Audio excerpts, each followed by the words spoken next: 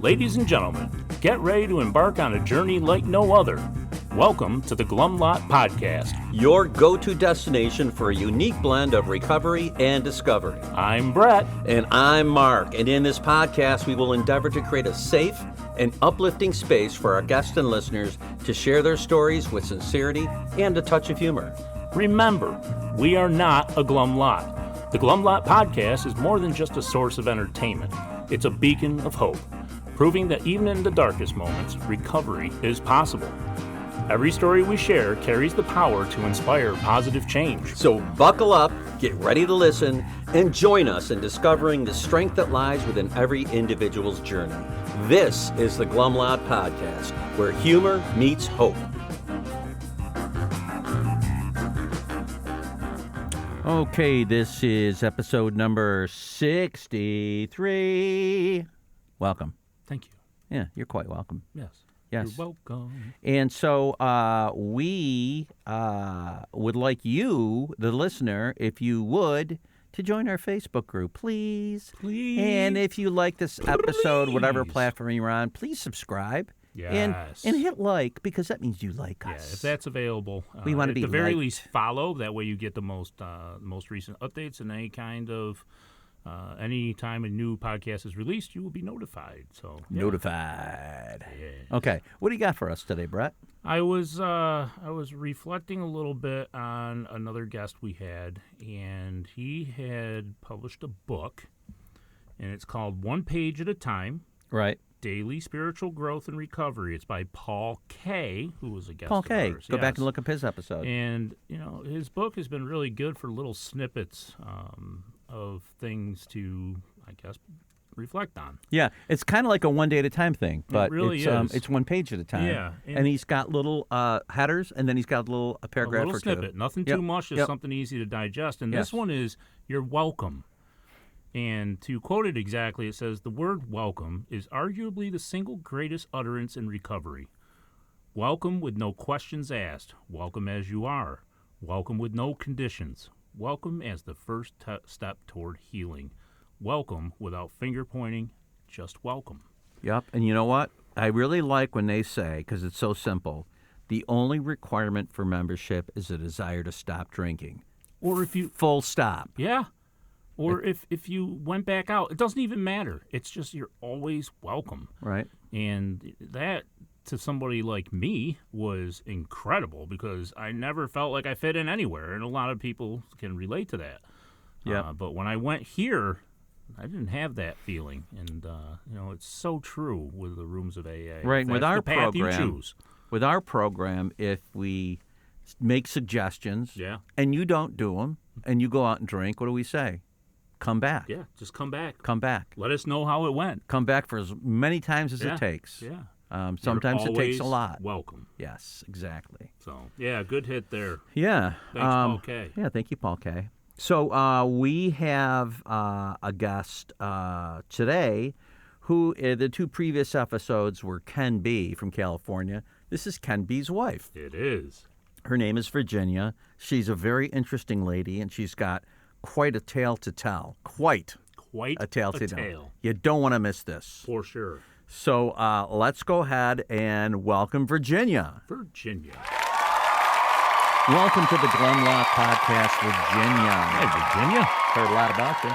Cool. For the viewer, just so the viewer knows, she does have purple hair. Yes, indeed. And if you've listened to the two previous episodes, you've heard Ken. Yep. And this is the Virginia that he spoke about that took the cross-country extremely long date. where they Reading got to know each relationship other. books Yes, all and the way. reading relationship books. So welcome to the podcast, Virginia. Thank you. Okay. Glad to be here. Are you sure? Yeah, notice how red my face is. Okay. Yeah. So can we start with your sobriety date? January 1st, 1987. Okay. And we usually like to start at your first experience with the effects of alcohol and or drugs. Yeah, all the nitty gritty details of how you felt, the whole nine. So I have to jump back because my first drink is not, I grew up in the 60s.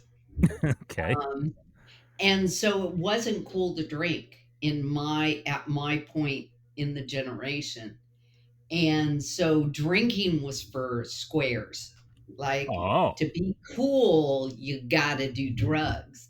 okay. And I was in, you know, 13 years old. I was in that state. My parents had just moved to a new town. I was kind of a nerd girl. I was in theater. I played in Nice. a band. I was a smart kid in school. I was kind of a nerdy, Yeah. awkward, taller What than what most what everybody. part of the country did you grow up in? California. I'm a Okay. California born, bred, been here and on my mom's side, I'm fifth generation Californian. So we were Wow. Wow. here before California was part of the US. Yeah.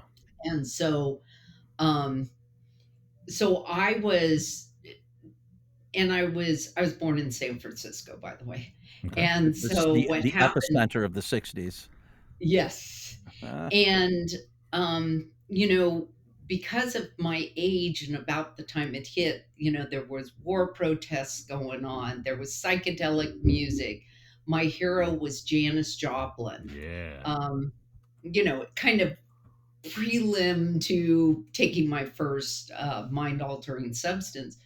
And I had heard pot could cause cancer. And I Oh, had a grandfather die of cancer of the lungs.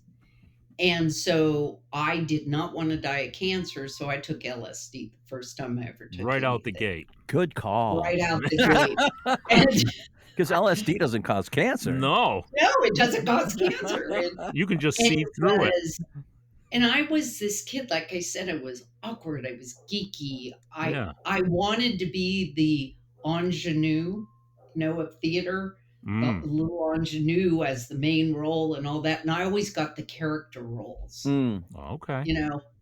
How old So were you when you first dropped acid? 13. Holy shit. That's young. And That is young. it made all this not real, everything. Yeah. And I loved it because living inside of me at 13, most 13-year-olds, but mine was this feeling of never belonging, never course. being a part of always, never being quite, something was off, Is something that why was you liked not playing other right. characters and playing other people, maybe? Yes. Yeah. Yeah. Both my parents were amazing people. So if you look on the outside and you think it's the outside that makes the difference of an alcoholic, I was genetically predisposed the minute that thing went into me. And it wasn't like my parents weren't kind, loving. They were both highly educated, Sure. because of the war. My mom was Stanford graduate. My dad had gone to a university. They were, Mm-hmm. like I said, but with his job to promote, you had to move up. You had to move to a new town and then you'd move up. So as a result, it always seemed to hit that developmental stage for me at a rough time. Sure. And then you're trying to make friends with new kids and When you already anybody who feel knows like you don't belong. stoners. Yeah. Yeah. And anybody who knows stoners, they're the nicest people when you're a new kid. man. They're Very, like, very, "Come on, join very, us." very accepting, right? Yeah. Whatever. I had a big heart. Mm-hmm. I was taught that we take care of people Mm. who are in need. My mom was a nurse, and that should tell you where.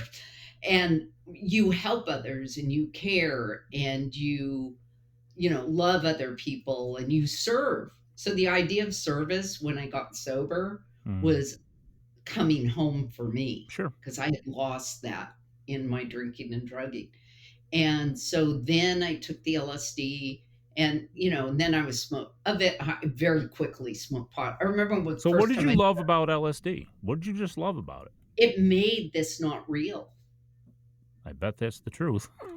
For me, it made it whatever I'm feeling, whatever this world and everybody and what they're doing, it's not real. You people have missed the point.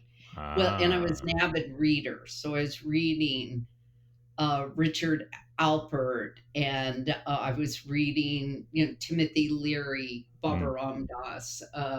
Would You you know, some ever of those- would you ever read while you were tripping? Yeah. Oh yeah. What was We that did like? this. Do you remember the, The I don't know, words you jumped probably right off don't the remember, page. the psychedelic experiment?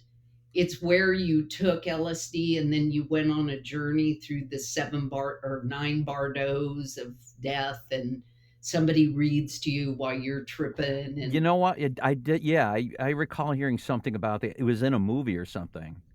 well, That I. we did that. How That was it? was stuff we did. And, we would hear about these things. I could get underground radio from San Francisco, and Yeah. I would hear all this trippy stuff of what to do. And, Chico has a college in it, and we Yeah. were living in Chico at that point. Yep.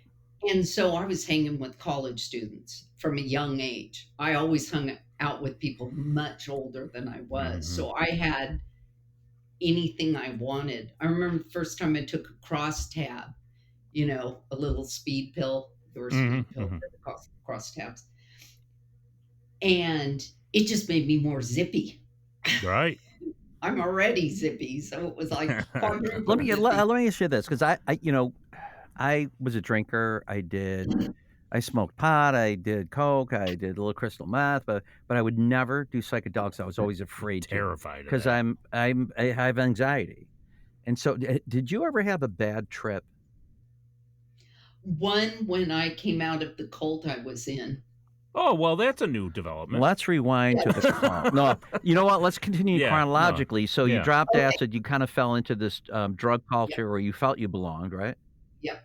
Weirdos. I would drink alcohol and it would hype Same. me. I was looking for the party. Let's Heck yeah. go. Come on. Let's kick it.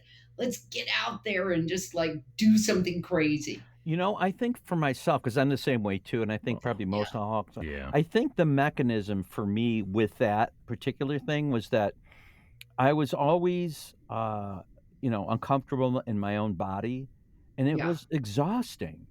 And then I take alcohol, and all I'm those nerve endings free. just went blah, Yep. let loose. And then I was like, oh my God, the energy I had, Right. because I wasn't drained by my Energy, own. creativity. I Yeah. mean, all that stuff. Oh yeah. Oh yeah, totally. And whatever made me feel like I didn't belong was gone. Yeah. It was like I'm one. I'm one with all you people. Right. And There's a I'm new having a good confidence time. and comfortability, right? Yes. And so as soon as I found that feeling, I wanted more. And so in California, you could, back in the day before computers, you could get a driver's license, or there were state identification cards before you got a license. Yeah. Well, somebody who was going to college in our town had a birth certificate, and she was 22. And I'm 16 when this happened. I had a driver's license at 16, but I went and got a identification card with her ID because there were no computers. Yeah. So took a picture, had an ID. So when I drank, I had that ID. And when I drove, like You around had the town, driver's I had license. my teen ID, depending on what night it was and what I was Yeah. doing. So I ended up going to Oakland for a while. And it's interesting. Bigger cities are not like naive small towns. It's like real in a big city. And stuff started happening that was scary. Scarier people doing stuff that I wasn't comfortable around. And so I left. Is there an example that you're talking about?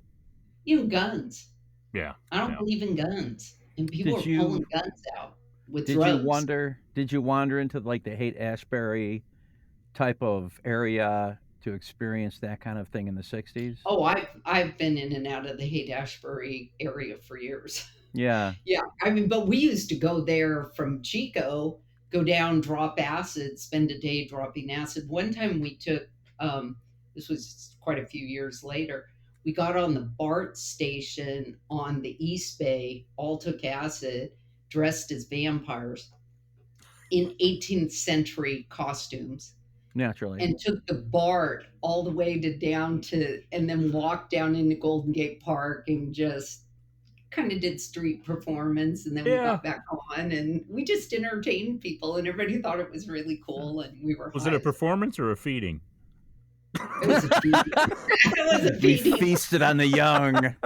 But I mean Yes. that I was born in 1960, and but I was a kid during all that, and I just watched it on TV, and of course I'm in upstate New York where you were at the epicenter of that whole thing, and I remember watching that stuff on TV with my dad, watching the evening news and all the protests and all the hippies and stuff. And looking back on it now, it's like, God, I wish I could have witnessed that live, because it just looked I was born in the 50s. yeah. So I got about 10 years on you. Yeah, And you're the so- perfect age for that. Oh, right yeah. in Flower the child. epicenter of it, flower child. And I loved the hippie movement because we were about peace and love. And Yeah. I had Community this- and yeah, And there was a and I lot of was- shit going on, man. oh Yeah. man, yeah, man, And a lot of music. Oh, the Man. music was the music. crazy. So Janis Joplin came to play up in Chico, and she came over by the side of the stage and she puked on me. I was in What a heaven. compliment. My idol. Have you And taken? of Have you course- showered since? I had to start drinking Southern Comfort after that. It was Yeah, 'cause like, that's my what it was. God, drink Southern Comfort, and we had Chico being a university, and they had this thing called Pioneer Weeks, which was a week of drunkenness, and the college shuts down for drunken orgies, basically. Wow. We would they brought in amazing artists Mm. to perform. And being a music person, I started playing music when I was 3. I thought the Nice. alphabet began with middle C. Nice. So it took me a while to get the alphabet right. But I was only loved 8 letters, too. Yeah, that's right. And I loved it. It was like, for me, my spirit was alive. And the hippie movement, the idea of peace and love. The problem is drugs and alcohol do not stay peace and love. I thought it would. And I Yeah. kept seeking that peace, love, that spiritual high. So I also started reading. Like I told you, I was reading. I was questioning, what is morality? Oh yeah. What That does was a that big really topic then. mean to be moral? And I read some Bertrand Russell. I read all these thinkers and philosophers, and it was a sexual revolution. It was women's revolution. We were all coming and being our own person and fighting for rights. Yeah, man. But I still believed in peace and love. And I was seeing things that weren't peace and love, and it was freaking me out. Really freaking me out. Yeah, there was So- definitely a dark side to that whole thing, Yeah. and a lot of it was the drugs and alcohol and sex. Yes. Well, that and the rise of individuals that would take advantage of people Yes, like that. there And were a that's lot what of I think we're about to get scammers. into at some point. A lot of manipulation. Yeah. Yes, very much so. So at one point in my alcoholic thinking in a bar, I met someone. I was 18. He was 26, and we got married. Oh, How Yeah, long? How long? alcoholic How long after Like you right met? at the bar? No, 6 months after we met at the bar. Oh. We met at the bar, and then within a couple of weeks we were together, like all the time together. Yeah. Before then, it was the one date, then go to a concert, and then Yeah. live together, and then get married 6 months later. When you got Um, married, were you wearing a long white gown and a crown of flowers? I was wearing, you got me close. It was not white. Okay. I had a crown of flowers. Purple is my color. Okay. It was a lavender dress with Mm. white daisies that were they kind of were embossed daisies. And it had a white pinafore over the top. Wow. So you were a hippie And chick. I would say hippie chick. And Yeah. we were barefoot. I had made his shirt. It was this really cool purpley trippy thing. His mom was appalled. Mm. We were vegetarians. Oh, okay. And then we met a guru, Mhm. and we started following this guru for a little while. Only the guru didn't let you drink or use. What the? And I was a full-blown alkie, and we couldn't eat meat. So I would sneak to Taco Bell. Oh, Sometimes I man. was working at a natural food store at the time, and I was drinking and doing drugs where nobody could see it. And then I'd come back and try and live this spiritual lifestyle. But there was a part of me that the alcohol couldn't fill that part of my spiritual Mhm. part of me. So, and I had thrown away everything I'd been raised with because it was like the revolution. You throw that away, that's the establishment, da da da. Yeah. So then, in my drinking, so for about 2 years, I did sneaking drinking. So pretending to be one thing. So I Two started lives. that, created the persona. Yep. Did you live in a community with these people, with the guru and No. all that? Okay, so you were on you had your own place. We had our own place, but we were part of the community. We didn't all live together. We would get together for satsangs and Yeah. we'd meditate but really strict living. I mean, they're making you get up at 4:00 in the morning and meditate for 2 hours. And I'm like, Was this like Yeah, that doesn't work with drinking. No. no, not No. at all. And he was totally into it. He was 26 years old and he wasn't an alcoholic. So for him, this was piece of cake. For me, it was like, this is torture. This is your husband? Yeah. Yeah. Okay. And I so blew it up. I blew up the marriage. Yeah. I totally blew it up. Oh. We decided, this man that I was seeing at the time decided to go and live in San Diego because he had all these connections in San Diego, he said. So we drive all night. 4-day run. We've been doing speed for 4 days. Get down to San Diego, and somebody gave me Quaaludes, which I had never taken before. I didn't like downers. I wanted to be up, never down. And we're drinking. He got into a fight with the people whose house we were at that we're supposed to be staying with until we found a place. And he took off. I got in a car on the influence of Quaaludes and alcohol, drugs. Oh, boy. No sleep. Go to find him. He yanks me out of the car, gets in it, and drives off and leaves me on the side of the road at like 3 a.m. Ruh-roh. And 2 people come up. They want to talk to me. They want to know, are you okay? They were walking their dog. And the next thing I know, he comes back, wants to fight them. I said, they're just trying to help me. Gets me in the car, starts driving off, and I start puking because I'm a big puker. And he pulls over. I'm laying by the side of the road puking, and a police officer off duty stops. And he said, I want to call an ambulance. I think you're really sick. And I go, no, I'll be okay. I'll be okay. And I didn't want him to call because I didn't want to be found out with what I had in me. And he says to the guy I was with, do not drive the car. And he did not listen.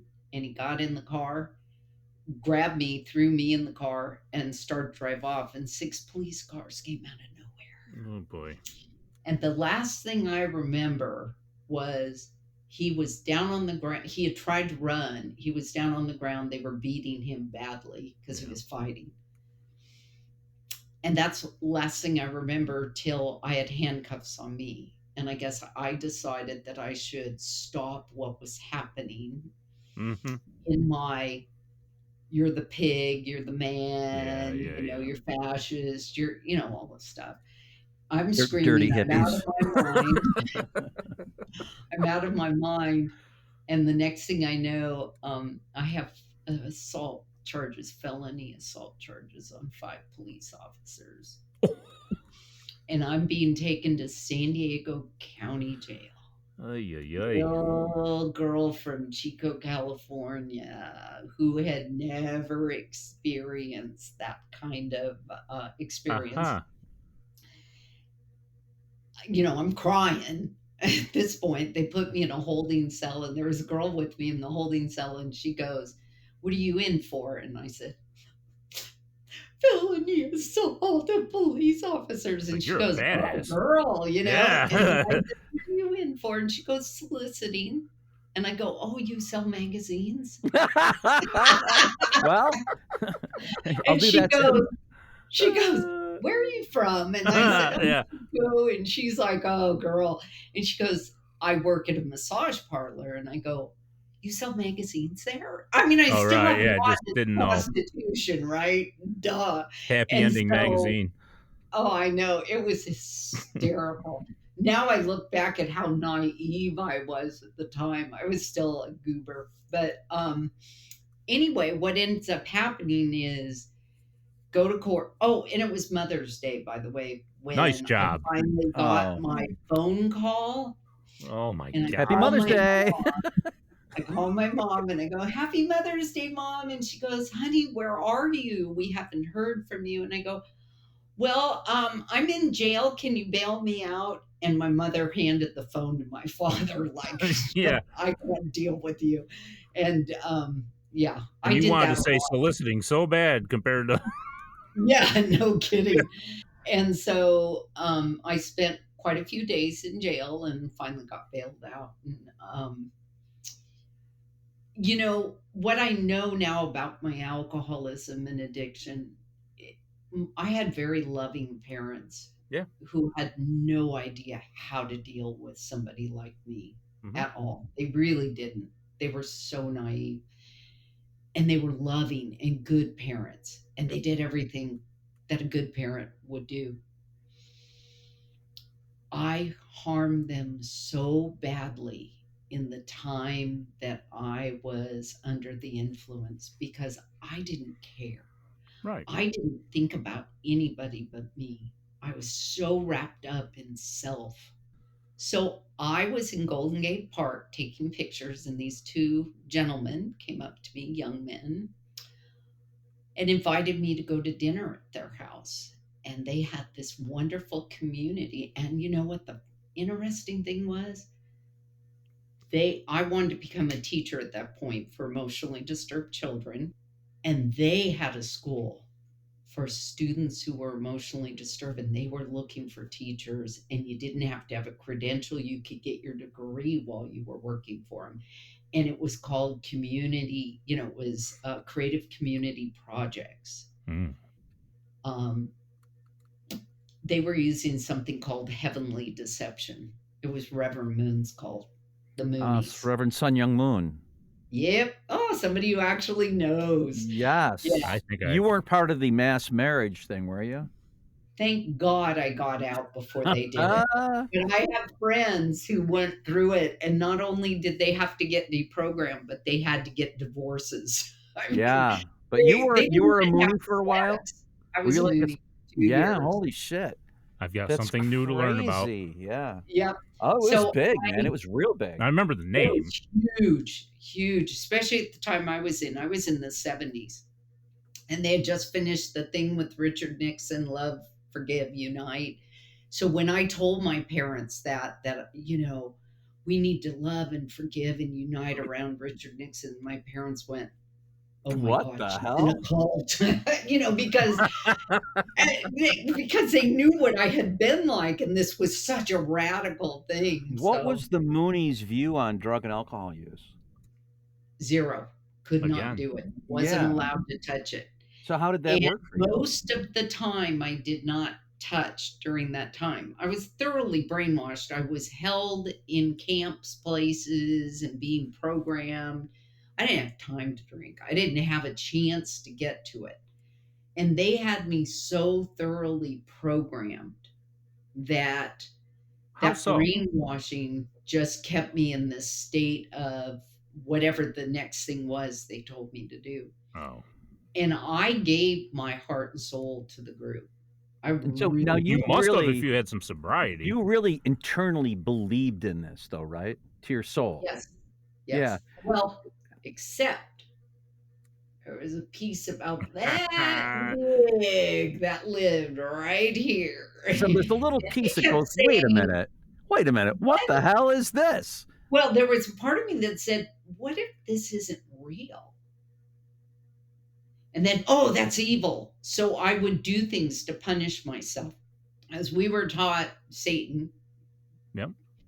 would come in and give you thoughts of doubt. So you had to punish it to get it out.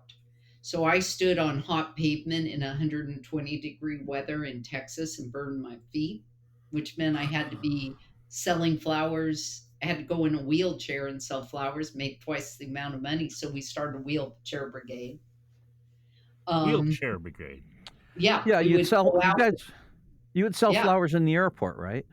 Oh, we Isn't that sold one of the flowers at places? airports. We were competition with the Hare Krishnas. That's Yeah. what I was going for. I thought that's what it was. We Okay. we'd call the Hare Krishnas, call the cops on them, and take over their corners.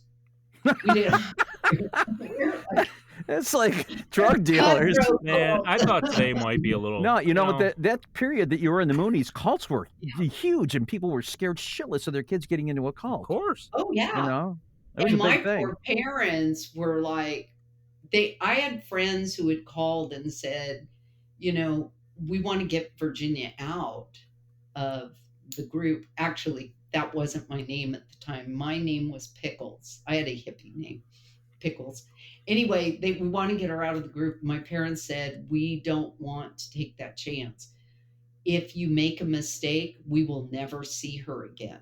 And as long as they faked they were okay with it, they had contact with me. My mom was really smart because when I finally escaped, I called her. And she's the one who got me the help through a series of things. But I always trusted my mom, as a very spiritual woman, very loving woman. By the way, she became a black belt in Al-Anon because of me. But Yay, you!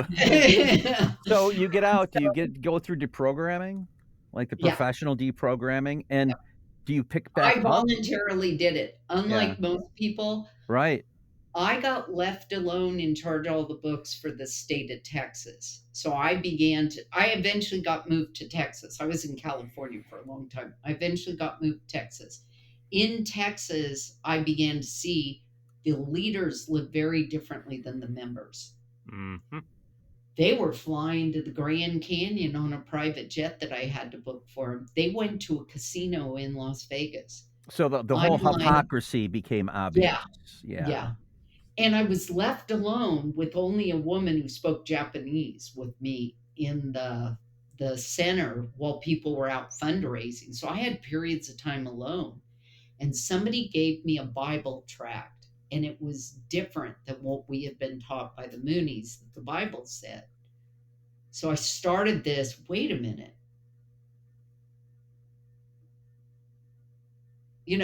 Whoa, what if it's, and the doubt. So I talked to God and said, I'm going to go for a week to Oregon where my friends were who were originally going to kidnap me, and my mom wouldn't let them because she thought they'd fuck it up, but excuse my language. So, Oh, please. We're okay with it. This is the Glum Lot Podcast. Yeah, We yeah. welcome it. Yes. all right. It's okay, Pickles. Okay, thank you. And so I wrote a letter, left a thing, and said I was going to Georgia because I knew they'd come after me. I knew about the books. I knew how much money we were bringing in, and a lot of money. We believed that until the money was blessed by Moon, it had to go back to Moon before we could use it. So if you're out fundraising and we don't have enough money that the center had given us from back in New York, you have to fundraise for your food. We ate out of dumpsters. We fundraised for food, but we had to send even if you had thousands of dollars on you, you had to send the money back. we had quotas. If you didn't meet your quota, they dumped you out in the middle of the night in dark, scary areas to fundraise where the nightlife happened. And, How women gruesome. got raped and they said it was their fault because they weren't spiritually fit. And it Oh was, my God. Right. It's there a was a lot of complete, stuff I was seeing. yeah, it's a complete fraud mind fuck. And I was just gonna say, it mind just, fuck. it baffles Totally. people how intelligent people can be a part of it. They're like, how can you not see this? But you can't, Well, right? you can't. And there are 8 psychological ways of turning someone into what I became. But like I said, I had a power greater than me definitely moving in my life because I got out, I got to Oregon. And at the time, my mom asked me, I was raised Episcopalian, which is Catholic light, as best description I have is Yeah. it's without the Pope. Yep. And, Right. All the guilt, but less calories. Yeah. yes. And so my mom, I had called her and said, what about this? And what about that? I had all these theological questions, right? Oh, Because yes. what a moon had taught us. And my mom said, I want you to talk to an Episcopal priest. Well, I had called the priest and he had said, I have a friend who's a Catholic priest who knows all about Reverend Moon and what you learned. I'd like you to talk to him. And I said, sure, I'll talk to him. So I left a message at the rectory for him. And he got the message and it said, somebody's calling about money and they're at this place here. And he was like, what? That does. And then he saw I was 2 houses away from the Mooney house. I did not know it was there in Eugene, Oregon. Oh boy. And he shows up, gets me in the car and takes me away and says, you can't go back to that neighborhood for a while. You need to, you're not safe right now. And we sat down and began, first thing he did is feed me because I had been Nice. eating this horrific diet. I was malnourished. I was mentally whacked. And we began the process of being deprogrammed, which is literally sitting down and looking at facts versus fiction. And very quickly, the facts started making sense. And I'm like, oh my gosh. And then I got mad. Ooh, the mad comes on. It's like, how could I be so stupid? Why did I do that? And he goes, anybody can have this happen to them under the right circumstances. And then Should have been studying Ayn Rand. Yeah. I said to him, okay, I'm ready. And he goes, for what? And I said, well, I know you have to put electrodes on me to deprogram me. And he just started laughing. He goes, remember all the other stuff they lied about? That's another one of those things. Because we had been trained that they tortured you to get you to not believe. Of course. Oh, and if I stopped believing, World War III was going to happen and everybody I loved was going to die on the spot. So they told me one of my friends in the group had died, by the way, and 5 years later I ran into her and she was very alive and I was like, oh, you didn't die, after it was all built on lies. Yeah. So you haven't drank this whole time. Nope. And so then do you pick back up? And then the truth set her free. This is kind of. This is a scam. F all this. I want to drink. Not only did I take a drink, but I took a huge, gigantic hit of acid. This is the bad trip coming? Yeah. And that was probably one of the most remember you said, did you ever have a scary trip? I thought I had died. And I was panicking because I was laying on the couch and nobody could hear me. And I kept trying to tell them I was dying so they would know to do something, and nobody heard me. Well, I was just laying on the couch. It's like that sleep paralysis thing. Oof. I was hallucinating, and I just was panicked. Oh my God, I'm dying, and the cult stuff and all that. And then all of a sudden, I remember Baba Ram Dass's book, Be Here Now. And he Yeah. goes, who's doing the talking? And it was just like that. It's like, oh, I'm it's still me. here talking, It's like, and at that point, I was so angry at what had happened to me that I kind of embraced hedonism at that point. I mean, it was full board drink, drug, drinking mainly. Got involved and married someone at the time who was a Vietnam vet, had 4 tours of Vietnam, had a lot of issues, and also worked in the same field. And we did so much. It's freebasing cocaine. Just it got out of control. But the drinking got so dark, and I stopped doing the party drinking, the going to the bars, being Right. the You're life drinking by party. yourself now. I'm by myself. I'm at home. I'm dark. I'm miserable. I'm broken inside, and I'm in a violent relationship. Because when you tell me you're going to hit me under the influence, I say, go ahead, mother, and so I get hit, and so it was That takes its toll. insane. It was insane. And this is it. We're talking end of this. This is now in the 80s. I'm now in the 80s, 1980s. I worked as a psychiatric nurse at a state hospital, got injured by a patient.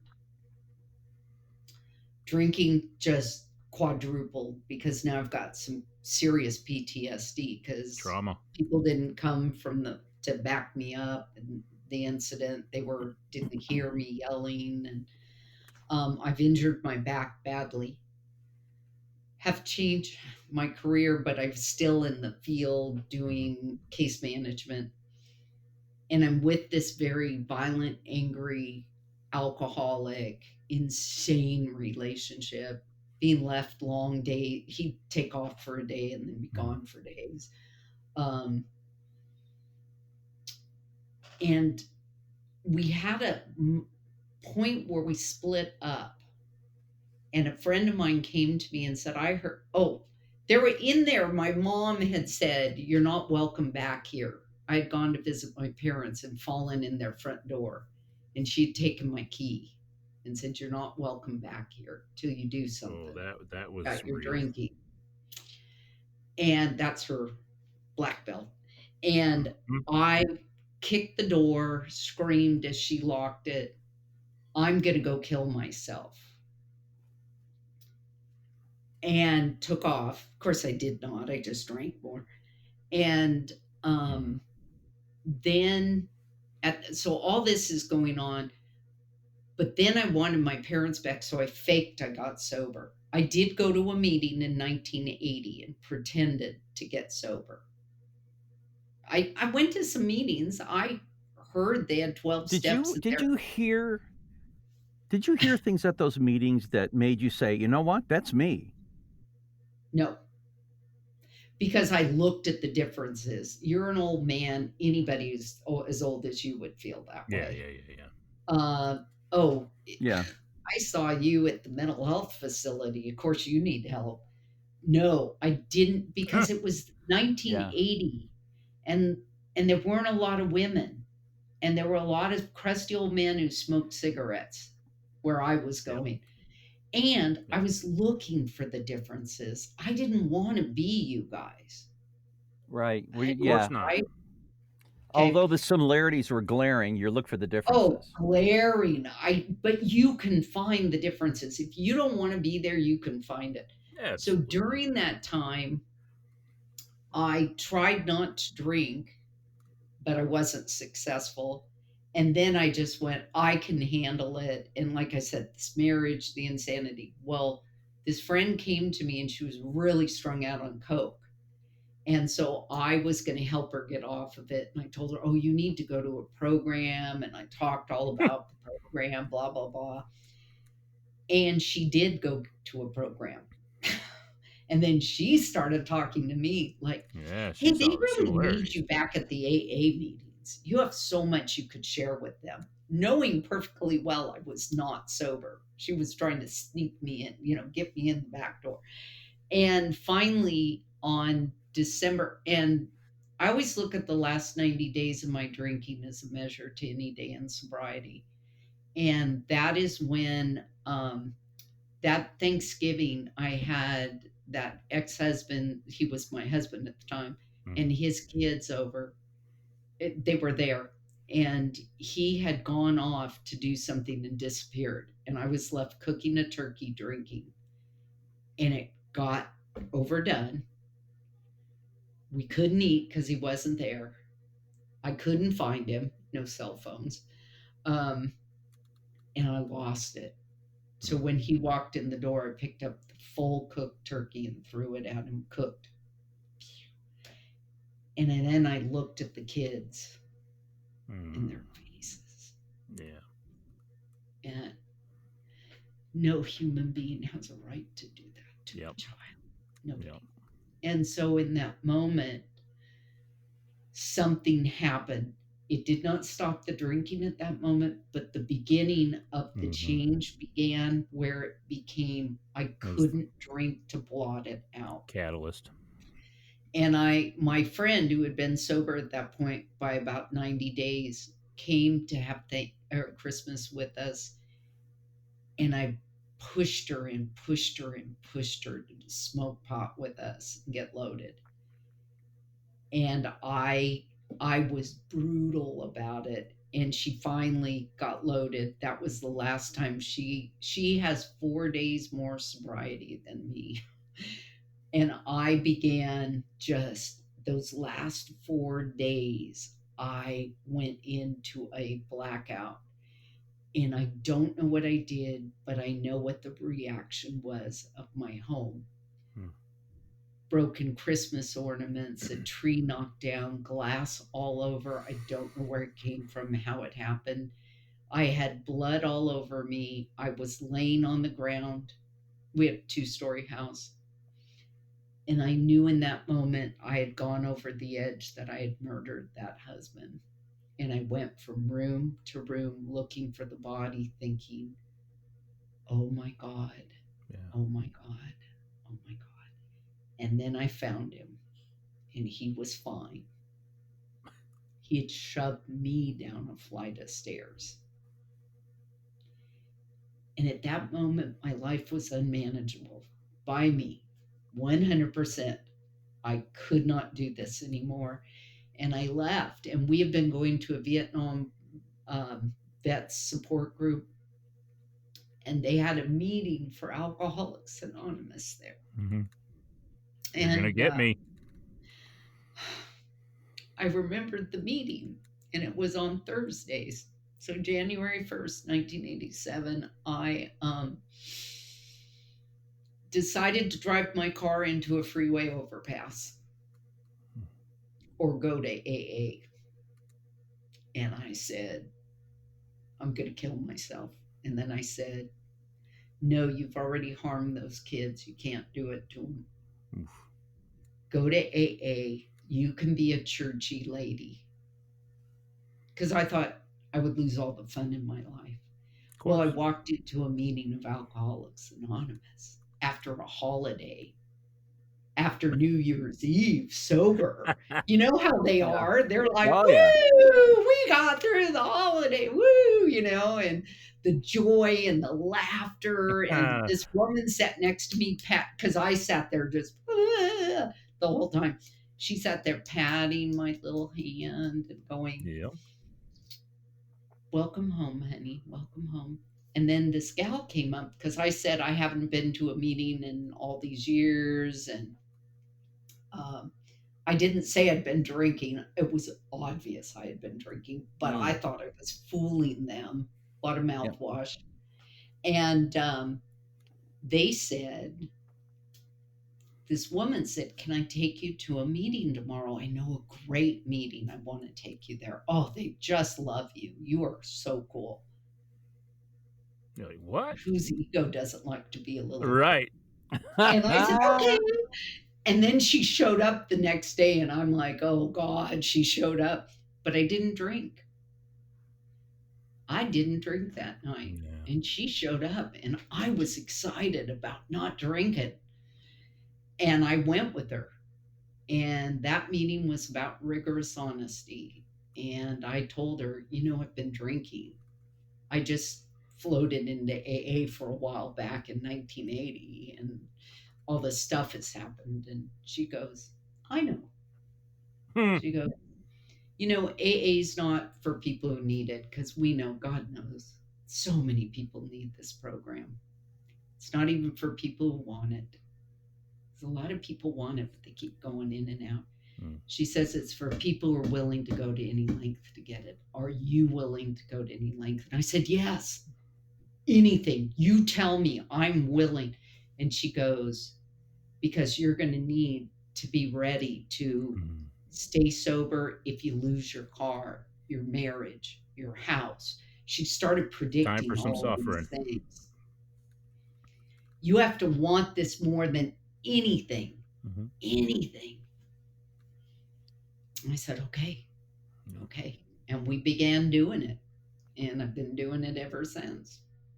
Anyway, there's so much more, but I know, but we really are coming to the end of the time here, and being that you're a child of the '60s, I can look at your story and say what a long, strange trip it's been, right? Amen. But a beautiful one, Yeah, gee whiz. So until next time on the Glum Lot Podcast, I'm Mark. I'm Brett. I'm Virginia.